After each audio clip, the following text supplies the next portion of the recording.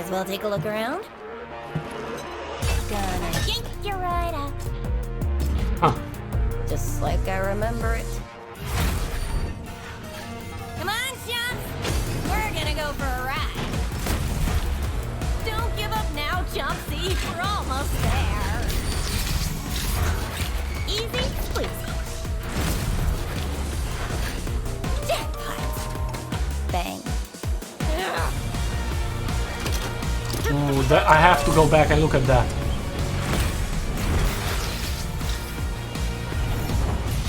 Alright, let's go back and look at everything. This is the location of the boxing machine, the same place where Vi, Powder, Milo and Clegor are hiding at from the enforcers who are looking for them.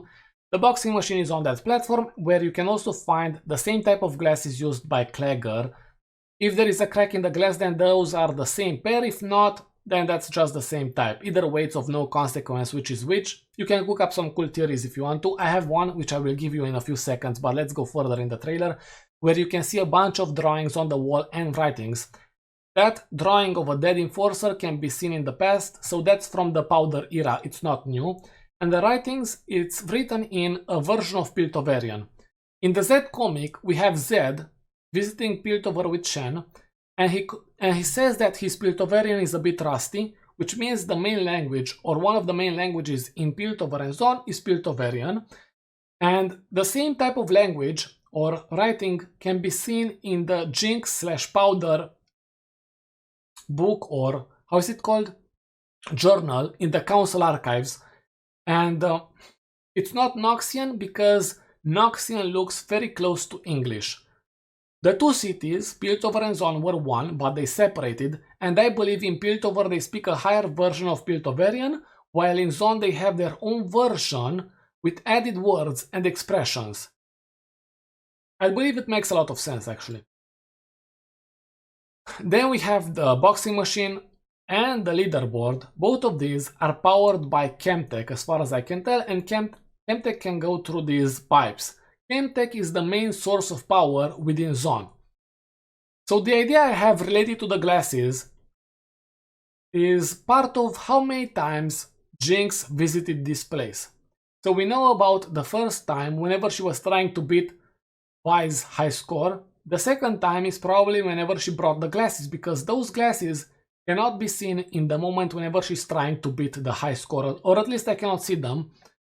Funny enough, you cannot really spot them from this fence, but either way, a third time is whenever she goes back in this trailer, right? You can see Powder sitting at the second place with 4,406 points, and well, I cannot see it right here, but if you can, it means you have better eyes than I do. I simply remember it from watching that scene. You can go back to it if you want to. So, a theory I had for a very, very long time is the fact that Jinx at one point would return to this boxing machine to try and beat the high score with her new shimmer powers. I think it would be amazing to see that. Let's think about it. What if she creates a new user? You can see Clegor, you can see Vi everywhere, Pow from Powder. She creates Jinx, J and X, right? And I mean, she has enough space for Jinx, but yeah, she has enough space for Jinx. She can create a new character, Jinx, and she can try and beat everyone, including her own score, whenever she has the shimmer powers activated. With her shimmer powers, we know for sure that she's extremely fast. A second idea is that she's extremely strong. Now this one is not 100% confirmed, but let me give you an idea I have. So, the Atlas gauntlets, the gauntlets used by Vi, those in the lore from League are extremely heavy. Let's try to picture it in a scene we know from Arcane. In the fight scene between Sevika and Vi, one of the gauntlets is rendered useless by Sevika, but instead of continuing to use it by Vi, she drops it on the ground and it cracks the floorboard. That's because it's heavy, right?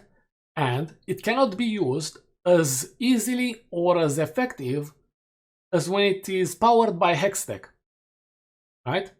But then, during the tea party scene, Jinx pops in the scene with both of them inactive, and she holds them without a care in the world. So now, because she's infused by Shimmer, it's much easier for her to carry those gauntlets even though they are heavy. Maybe that's an idea, but we know for sure she's extremely fast, which would give her an advantage during this minigame or whatever it is. Then sure, we can see a bunch of miscellaneous stuff, a furnace over there, that's interesting, maybe we are going to see it in the show, but then again, we have this other minigame, 2 mermaids, a guy, which looks very interesting, and some more drawings. And the thing is, this is either the minigame where Powder absolutely destroys Milo, the one where you have to shoot at the targets because of this gun. This is the same gun used by both Milo and Powder, but it could be something else entirely because you can see this chomper and those lines on the floor. Those are the directions where the chompers can go through, right? You'll see that in a few seconds. That's why I'm referencing that. You can see that guy even better now. I wonder who that is. This is, I believe, the minigame where you can guide the chomper, but I could be wrong. And well, Jinx breaks it. So, another minigame is this one where you can grab toys. That's a scam if I remember correctly in real life. You have to introduce a bunch of coins until you are able to get one of those toys.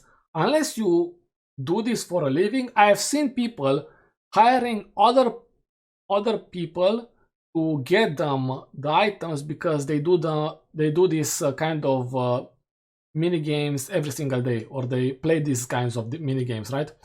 Which is interesting to think about. Either way, you can interact with the mini game and maybe even play with it. Probably you can play. That's why there is an animation moving you closer to it. Yeah, probably. Then we go to the last drop, which looks even trashier than usually. For sure, you have the aftermath of the battle between Sevika and Vi, and possibly a bunch of bombs, homeless people, addicts coming in after Silco died. All of these are viable ideas. Interesting. The intriguing part about all of this is that we are probably going to be allowed to visit all of these locations or rooms within the last drop. I would really like to see that. It's a 10 out of 10 update or minigame if we can explore everything. For sure. 100%. So, then, the minigame I mentioned earlier with the chomper, which you can guide towards a goal. What's the goal? I'm not sure what the goal is. Most likely to avoid these guys.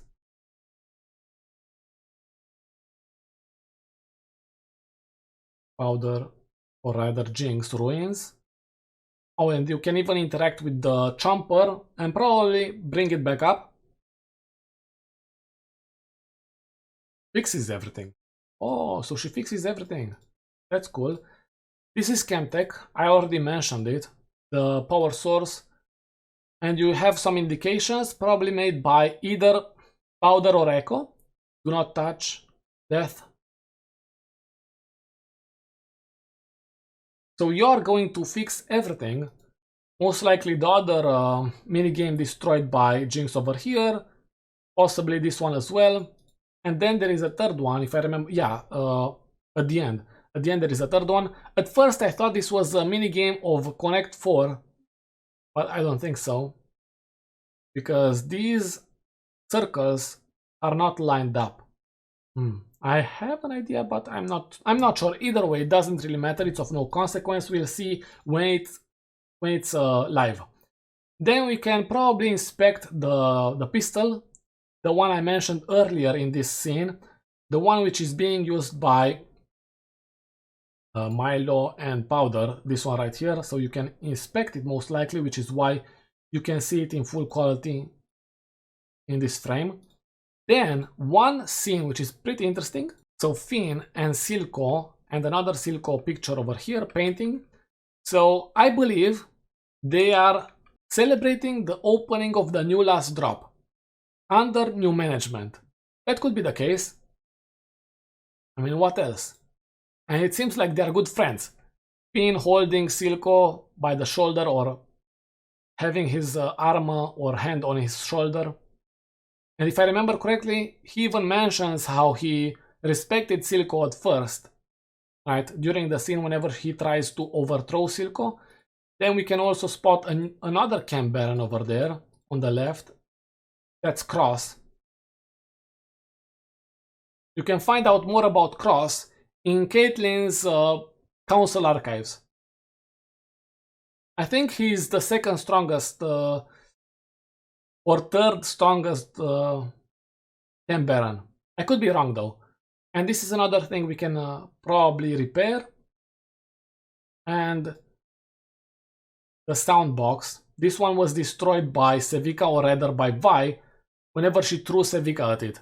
If you remember, after the fight between them. And then some green smokes goes in. So this is shaping up to be a pretty cool event, I believe. Probably even better than the Council Archives. The Council Archives were a very good event, or was a very good event. Either way, I will for sure compare the two after I play this one. I cannot wait. What about you?